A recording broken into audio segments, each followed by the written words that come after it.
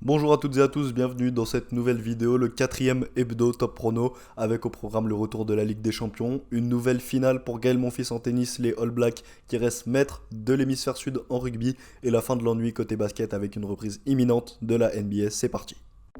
Cette semaine a débuté très tôt avec la Ligue des Champions et notre déplacement au Parc des Princes pour le plus gros choc de cette deuxième journée de phase de poule.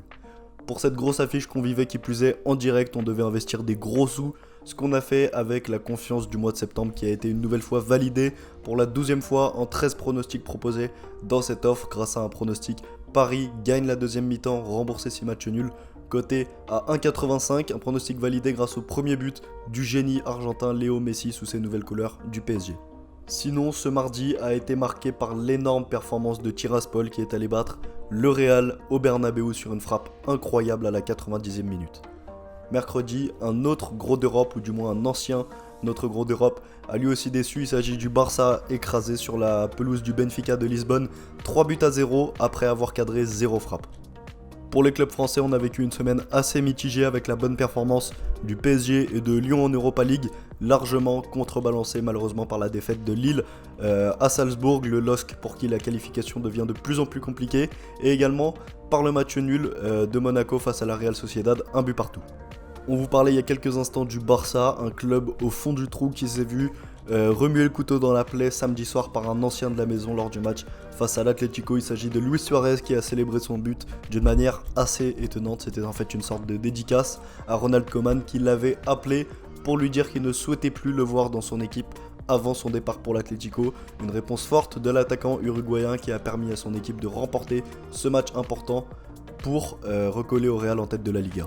Semaine assez plate côté tennis où on se rapproche doucement de la fin de saison, mais notre français Gaël Monfils est allé chercher une finale sur l'ATP de Sofia en Bulgarie où il s'est fait battre en 2-7 par le solide Yannick Sinner dont on vous avait déjà parlé en début de saison.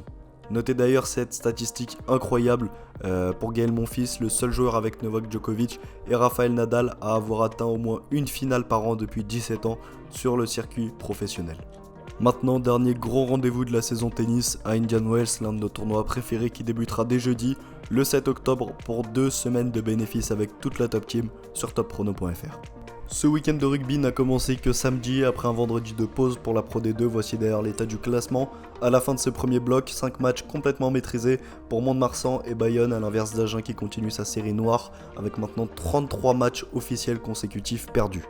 Côté top 14, 2 nouvelles bonnes opérations dans la course au maintien pour Pau à 14 contre 15 pendant une grosse partie du match face à l'USAP, mais qui a quand même réussi à s'imposer à Aimé Giral, et une autre bonne performance pour Brive face à Paris, 2 équipes qui sont allées chercher une victoire importante pour prendre un maximum de points au classement. Notez d'ailleurs que Brive pointe aujourd'hui à la 3e place après un excellent début de saison.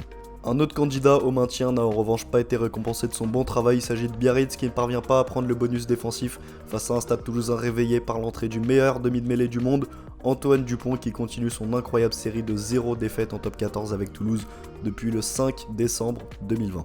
Enfin, ce week-end rugby s'est conclu dimanche soir au Michelin avec la victoire de Clermont à domicile, les jaunes et bleus qui commencent à se récompenser du bon travail effectué depuis le début de la saison. On termine cette section rugby avec les All Blacks qui restent maîtres de l'hémisphère sud avec une nouvelle victoire dans le Rugby Championship, leur 5e victoire sur les 6 dernières participations. En Formule 1, un week-end sans Grand Prix, l'occasion exceptionnelle pour nous de vous parler de MotoGP avec un Fabio Quartararo qui file maintenant vers le titre avec une nouvelle 2e place dimanche soir au Grand Prix des États-Unis. À 3 courses de la fin du championnat, le Français se donne l'occasion de tuer le match sur le prochain Grand Prix.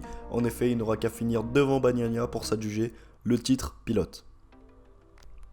On termine l'hebdo top prono comme d'habitude avec une petite news basket. La fin de l'ennui arrive avec le retour imminent de la NBA dans la nuit du 19 au 20 octobre avec un choc d'entrée entre les Bucks de Milwaukee et les Nets de Brooklyn. On est déterminé à 10 000% pour aller chercher un maximum d'argent sur cette saison 2021-2022. Et pour rappel, tous nos pronostics basket seront disponibles sur topprono.fr pour les membres de la Top Team.